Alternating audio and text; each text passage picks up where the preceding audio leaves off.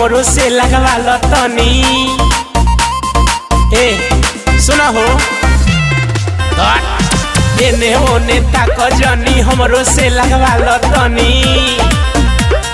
हरी हरे लगाई कि पियर मंगाई कहत नया एगो बरजन देखाई।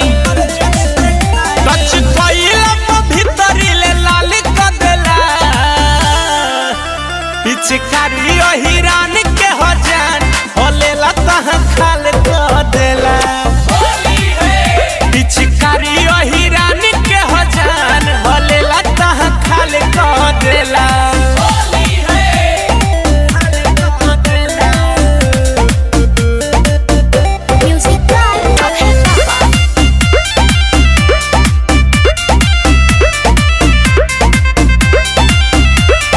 कवनो अलंग ताहर छोड़ब न खाली।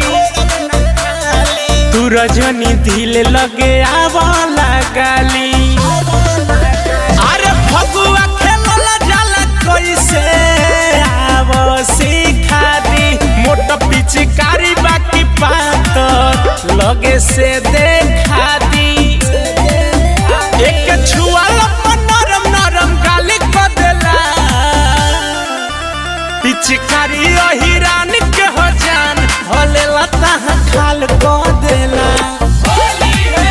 पिचकारी हिरान के हो जान होलेला तहाँ खाल क देला।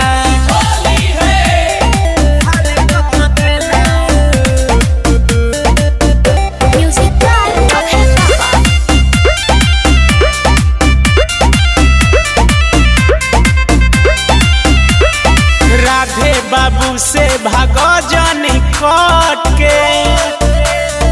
भीमे लगई है रगरी है उसट के।